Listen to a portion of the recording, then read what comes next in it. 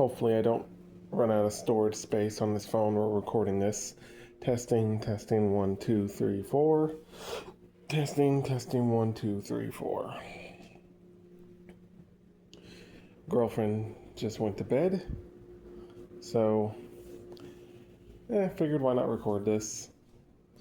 As you can see, we've kind of got more stuff going on here now.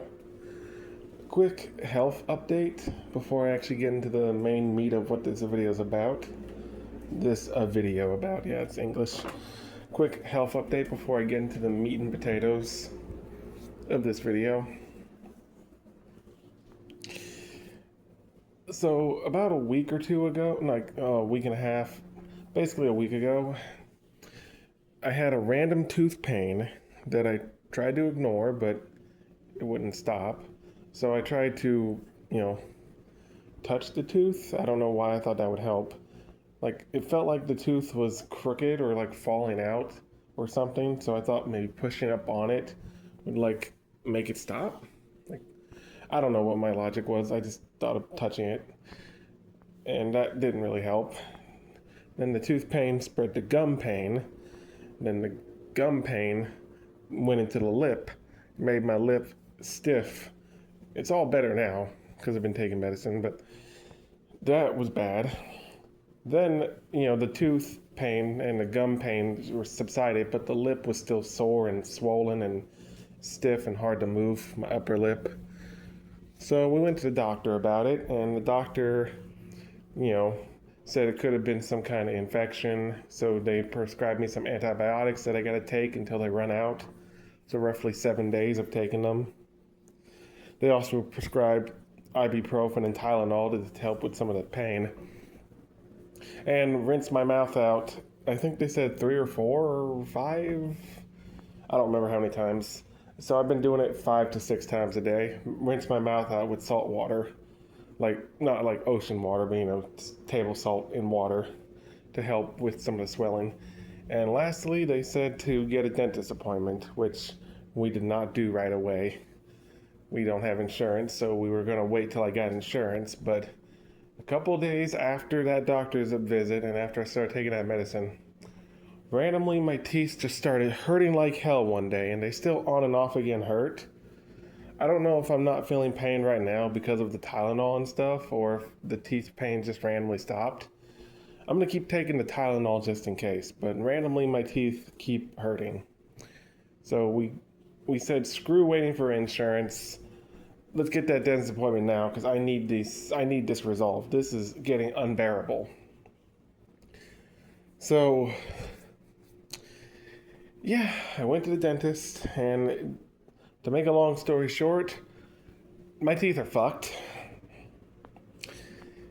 And I kind of knew that was coming, but I didn't fully realize how bad it was. So it's going to take 5 different dentist appointments, and I need to set up a payment plan since I don't have insurance yet. And when I do get the insurance isn't going to cover all of what I need, because of course it's fucking not. Fucking insurance, it's a scam. But, so basically the first appointment is just a cleaning, but not a typical normal cleaning, but not super deep either. It's somewhere in the middle. It's a little more advanced, but it's not too bad. That's one appointment. And then another appointment to get root canals and fillings to fill in the holes and new crowns on top of my teeth, temporary crowns, because some of my crowns I already have are starting to rot, so we need new ones. But those are temporary crowns, not the permanent ones, so that's one appointment. The next appointment is going to get the permanent crowns put on. So that's 3 appointments. The 4th appointment, they're going to pull one of my teeth. Out of all my teeth, only one was so bad that there's no saving it. And it's my very at the back, top right tooth. I think that's called a molar. Or is that a different tooth? The one in the very back. That tooth's been my old reliable my whole life.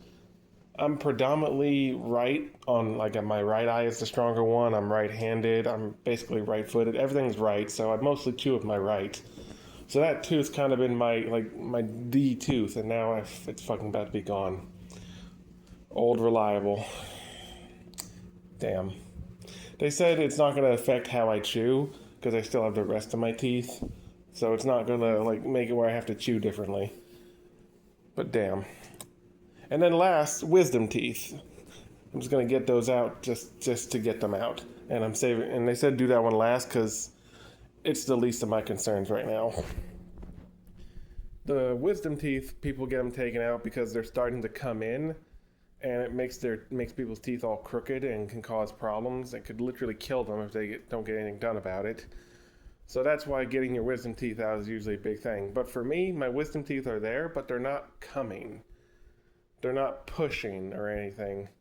So I could just not, but I just want to get them out just in case they might become a problem in the future. So yeah, that's 5 appointments to get my teeth fully fixed, and I should have gone to the dentist years ago.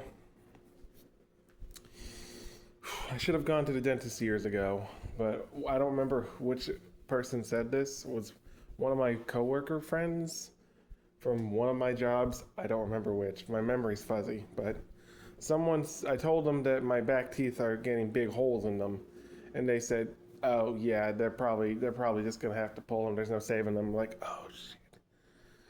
So I was just scared to go because I was scared that that person was right and that they were gonna pull them, and I didn't want them pulled. But I think that person, they weren't a professional dentist, so I shouldn't have trusted their word. Because I think if I went right when I started noticing the holes in my teeth, maybe they could have been saved a lot sooner. Maybe I wouldn't have had to have one pulled. Which I think, ironically, that's the first tooth, if I remember correctly, that's the first tooth I noticed starting getting a hole in it. So that was the starter, and if I did something about it sooner, it would have been saved, but I live and learn. It is what it is. At least I'm not losing a whole row of teeth, which is because when you lose a tooth, that part of the bone goes away. That's why old people jaws, when you see skeletons, are like real skinny. That's why old people's mouths are all weird and when they don't have dentures in. If I was gonna lose a whole row of teeth, then my whole jaw and my whole facial structure would eventually change, and I'd be different looking. That's mainly what I was worried about, looking too different than I am currently. But if it's just one tooth, it's not gonna change or affect much. So thank God for that. The reason why my teeth got this bad is because, well, 1, depression, and 2, laziness. Or maybe depression first, or laziness first, and then depression. I don't know. It could be equal on both halves. I just stopped caring, and well, look what happened. I'm in constant pain now, and now I'm gonna have to lose a tooth. So, anyone watching this, take lessons from me. Brush your goddamn teeth. It doesn't matter how depressed you are. Brushing your teeth is like the easiest thing to keep up with. And I know flossing can be a bitch, but apparently it's the most important thing. Floss.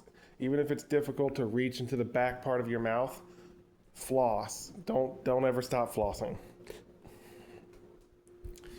Anyway, life update over.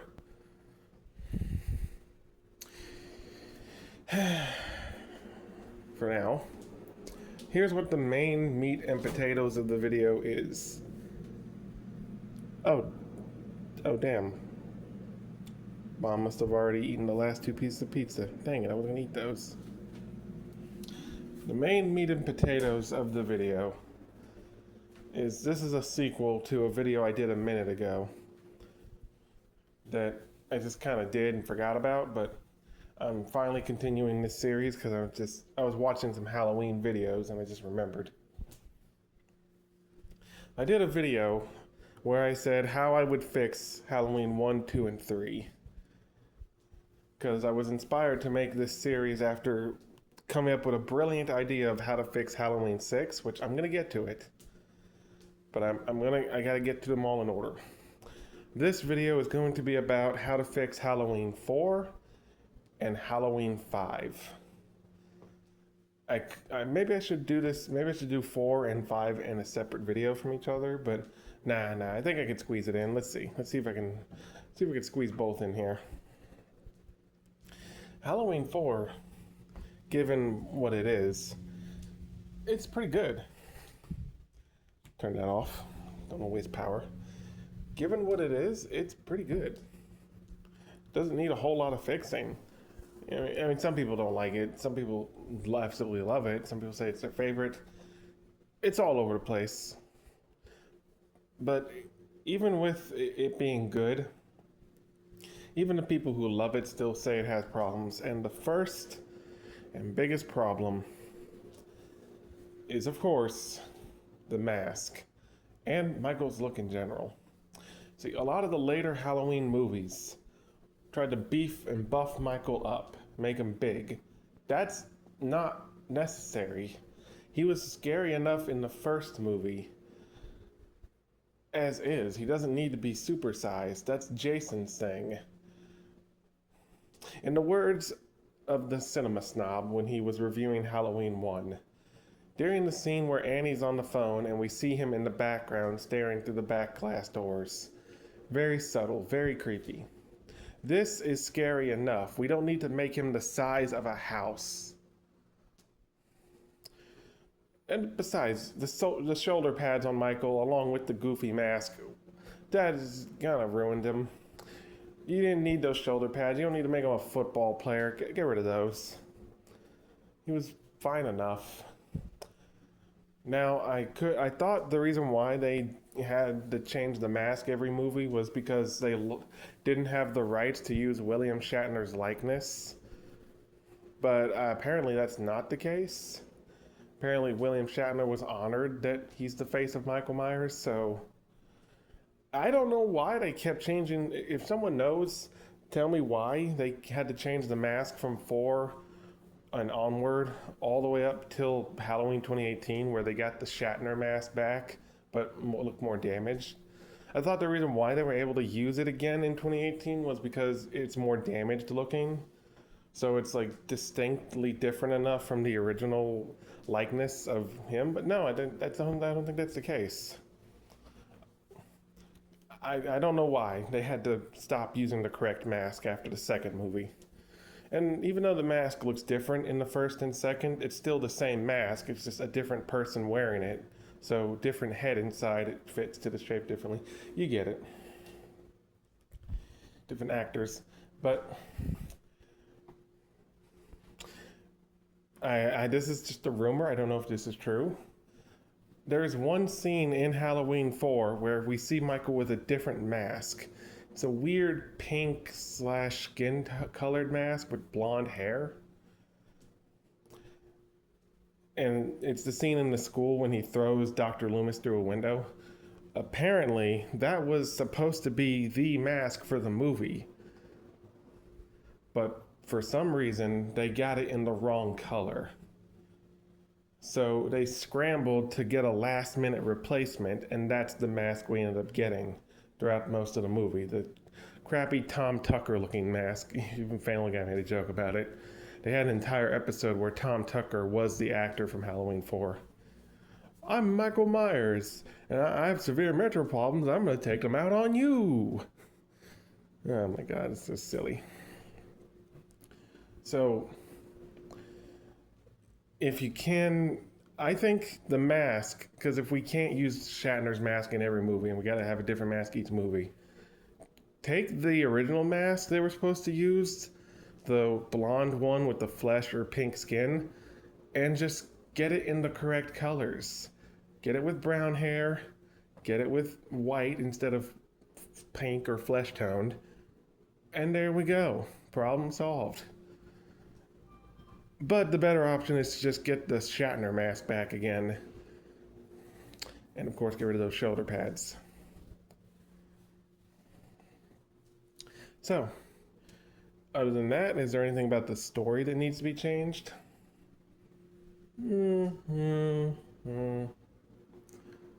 Well, this is continuing off of Halloween 2 with the whole family plot and Michael's trying to kill his family. for whatever reason. Whatever freaking reason it could be. And that whole thing about Michael's wanting to kill his family and giving him a reason, a motive, is one of the things that is really not Michael.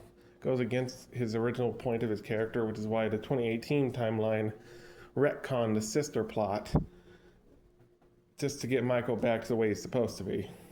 And I did comment on that in my Halloween 2 video, or my first video in this series where I covered 1, 2, and 3, that, either get rid of the sister plot and just have Michael be coming after her in the hospital because, well, that's his current victim he's locked onto. Not because she's blood, but because, he's locked on target. After he kills her, he's going to go back home to his house and probably chill. Or you could keep them being blood relatives, but have that have nothing to do with why he's coming after her. And it's just a coincidence. One thing in Halloween 4 that's been prevalent in all the other entries in the franchise, but this is the one film where it's not really mentioned or brought up. Michael's not going home. I mean, we can assume he is, but it's never mentioned or shown in the movie that he goes back to his house. Loomis never even says Michael's, going home. He just immediately jumps to he's after Jamie. So, add a bit in this movie about Michael going home. Add that bit. And then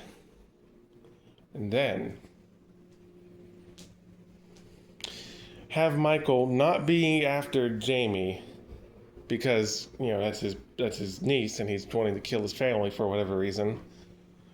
We'll find out in the later movies, but as of right now, they didn't think of that plot point yet. So no thorn curse. Get that out of here. Let's say, just like my suggestion for Halloween 2, they do happen to be related. But that's not why he's after her. He's just after her by pure coincidence. Maybe add in a scene where some of the kids from school are daring and challenging each other to go up to the Myers house.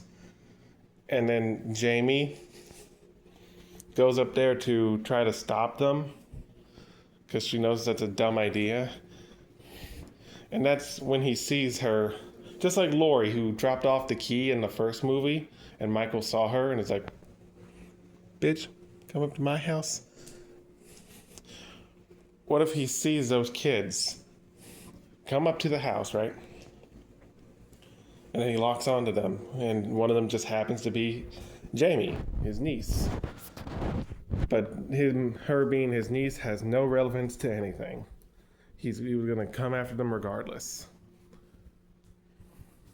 Or if you want to, like I said for one of my suggestions for Halloween 2, you could just drop the whole family plot and make it just where she's, Laurie's daughter, and Laurie happened to die in a car accident in this timeline. R.I.P. She's Laurie's daughter, and Laurie was Michael's, previous target. Not because she's related, but just because. Just because. So, she already has a natural fear of Michael because of what her mom went through and whatnot, what she learned. I think the movie could still work if she's not his blood relative, but let's keep the family plot in just so we don't have to change too much. So Jamie goes to stop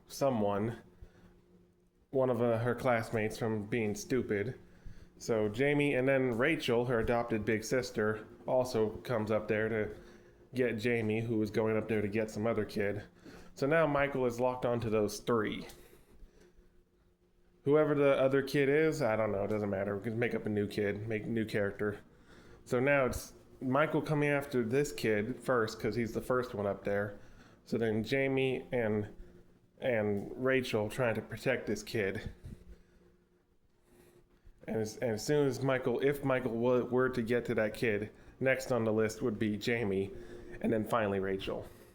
He's going up well, I guess he could go after them in any random order, because Michael has no rhyme or reason. He's not supposed to have rhyme or reason, so No, forget that. He's just gonna come after all three of them at once. Whoever he gets first, he gets first. So then the movie's gonna maybe play out the same, except now we have this new kid here.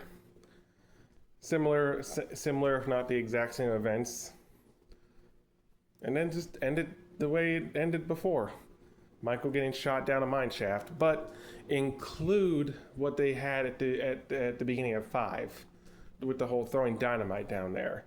The end of 4 doesn't make sense without that, because Michael survived a bunch of gunshots and even an explosion and a big gulf of fire in this timeline. We think more shots and falling down a hole is going to do him in? Fuck no. Actually show them throwing the TNT in. Now we can keep the ending where Jamie seems to be infected with Michael's evil, or also has his evil because it's genetically inherited or something. We can keep that in. Or we could remove it since it's not followed up on in the next movie really. So as cool as that final scene was, we might just have to chop it just to make more sense. Or maybe we could keep it and have it play into the next one. So now we'll move on to Halloween 5. Not the worst, like absolute dog shit worst, but most mid Halloween movie. It's mid as hell, I swear. It's not bad enough that it's fun to pick at, like Curse or Resurrection. And it's not so bad it's good, like Kills. So it's not even like enjoyable. It's just mid. It's the most mid movie. And all the Michael fake outs kind of ruin it. Like one Michael fake out, that's fine. But after fake out, after fake out, after fake out, and then the real Michael shows up and you're not even scared anymore because you think it's another fake out. Then when he finally stabs the person with the pitchfork, it's like, huh. Alright, guess that was the real one. I'll be damned. They did too many fucking fake outs. This is the point where the Halloween franchise had become just like any other run-of-the-mill slasher. So that is one fix right there. Stop. Just have Michael feel like Michael again.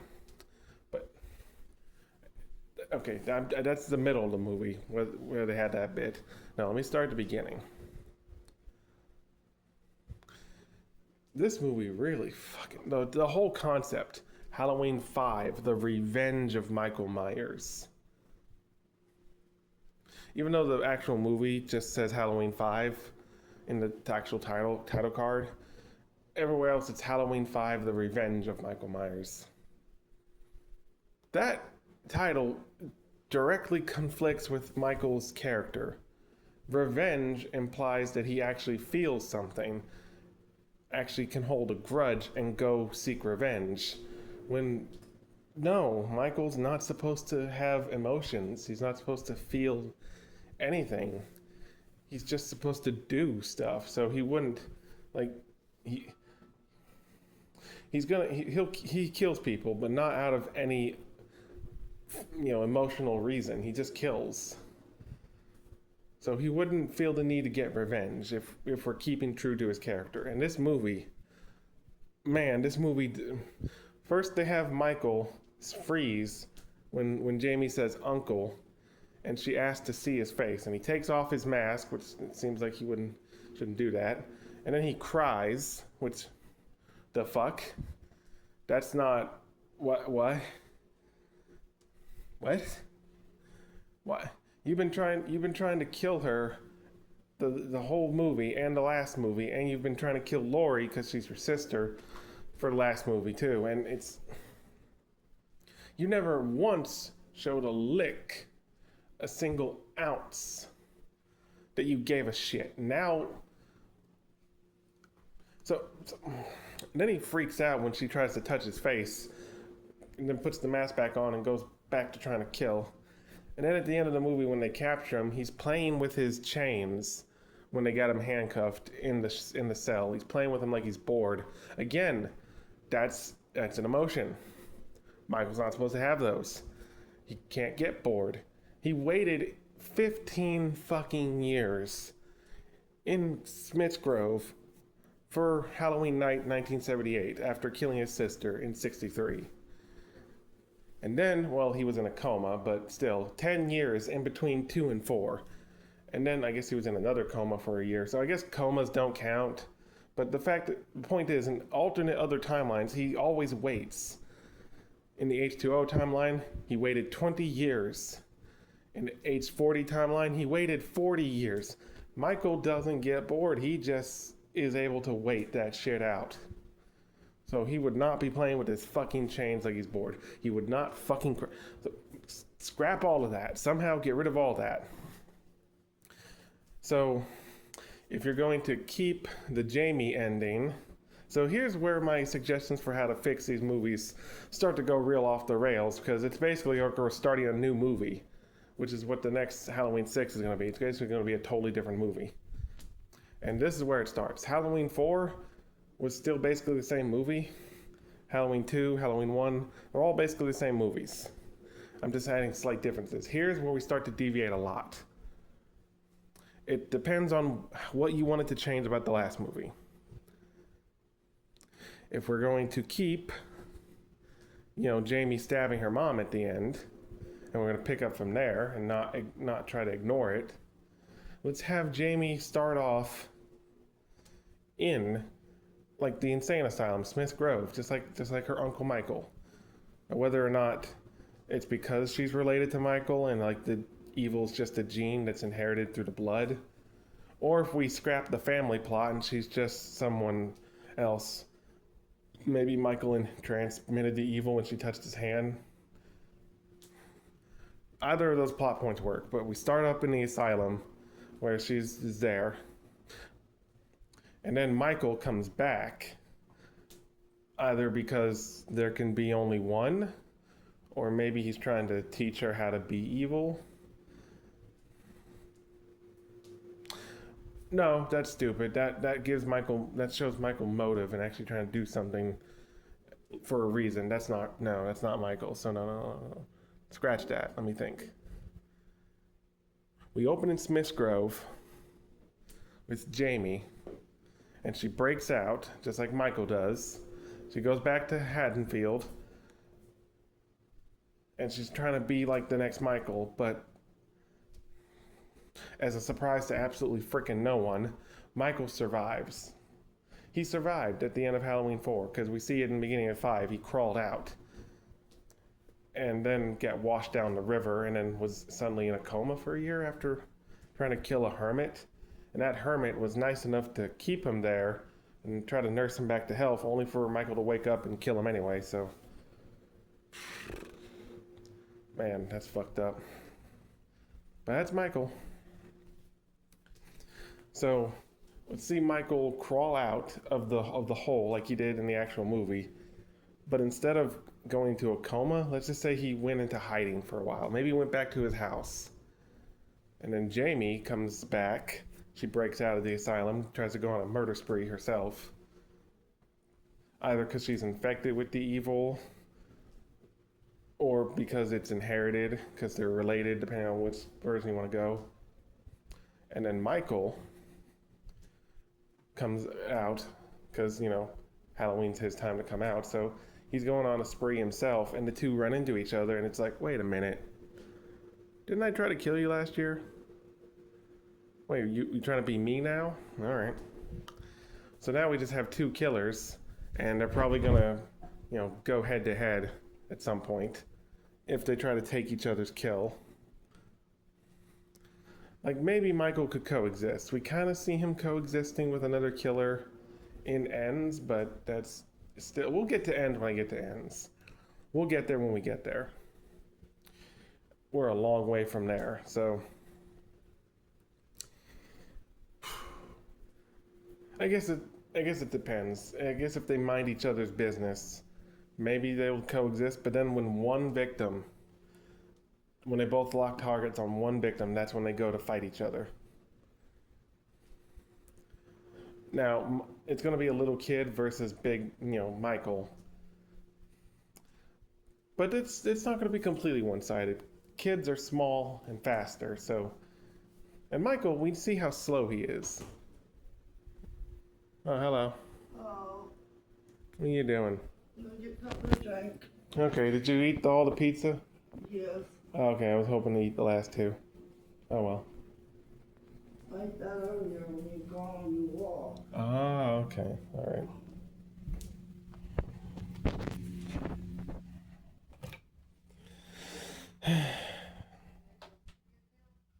Ate the what?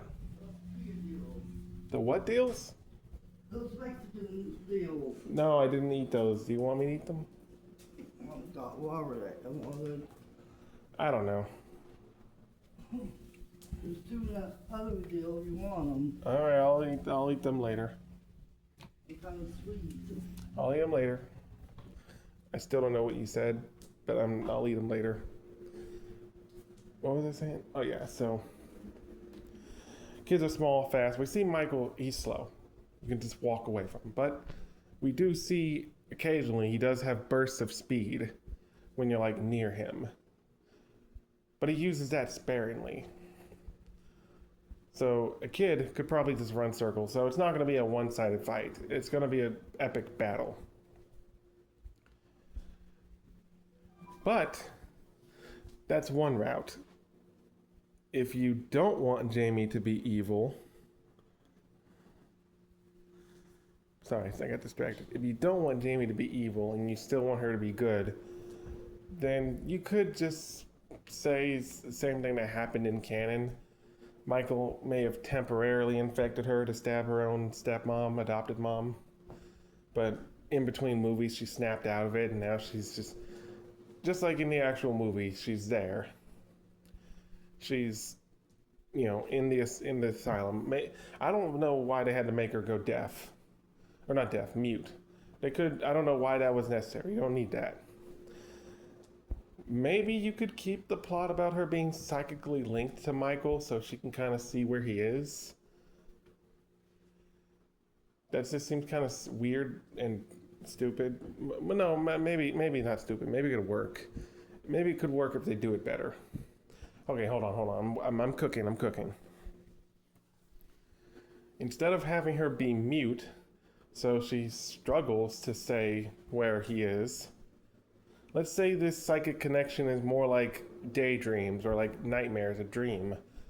So when she tries to tell people that she sees where Michael's going to strike next, no one believes her. Because, it's kind of silly. No one's going to believe that. Everyone's going to think it's just either she's one, crazy, or two, it's just a kid with an overactive imagination.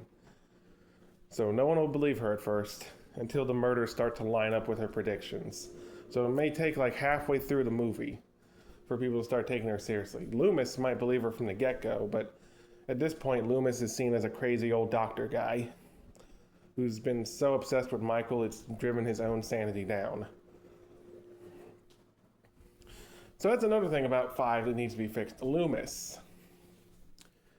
He is batshit in this movie. This movie made him so unhinged. Using Jamie as bait to lure Michael, that's fucked. Man, he is unhinged here. They just fucked up his character. At least a good thing this wasn't the last time we see him. They kind of fixed it in the next movie, but the next movie's not good, and it's unfortunately Donald Pleasance's last movie. But again, we'll get there when we get there. So just maybe portray Loomis more like in the first or second movie. Ah, damn it, not now. I'm running out of storage space. Okay, I better make this quick. So maybe portray him better. Just portray him better. That's my recommendation. Now, again, whether or not you kept the family plot or got rid of it, doesn't matter. This new movie suggestion works either way. So let's say the movie starts with Jamie not mute. Maybe you could keep that, but I don't know why it was there to begin with. No, so let's not keep it. Not mute. So she's able to talk and she's trying to tell people she's having these visions, but no one believes her but probably Loomis. And Michael is back, not coming after Jamie specifically. But she ends up getting in his way because she's trying to stop him. And that's why she ends up on his target list again this time. Just because she got in proximity. If she just stayed out of his way, she probably would have been fine. But no, because, the heroes, they gotta try to stop them. Because they're the heroes. So Michael wasn't coming after her. He never cared. She just happened to be his target last year. And because she's getting in his way again, she's his target this year. Maybe her, friend, her kid friend, her love interest in this movie. What was the boy's name? The little boy. I don't remember his name. Billy. Maybe that could be the kid who she stopped from knocking on his door at the beginning of the last movie. Maybe. That's a suggestion right there. So point is, they do their thing. The movie plays out a little differently. Instead of Jamie being mute and Loomis being overly crazy, Jamie is actively trying to run around and try to stop Michael's murders with probably the help of Loomis and maybe Rachel. Another thing, don't rewrite Rachel's personality to make her generic and then kill her off. No, keep her alive and keep her character strong like it was in the last movie. And get rid of those comedic relief, goofy clown shoe cops. Fuck those guys. Get rid of them. Get them out of the movie. So yeah, the rest of the movie could probably play out similar. Like we could still have the laundry chute scene. That could work.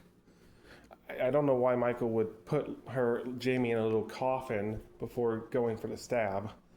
I mean, it could work. He did move around the tombstone and mess around with the bodies, body propping, as I've learned that it's called recently. But that's after they're dead, so I don't know why he would just put her there to kill her there. Why wouldn't he just kill her and move her there afterwards? So I guess get rid of that. That also means no unmasking, no crying, none of that. So just somehow make the ending different.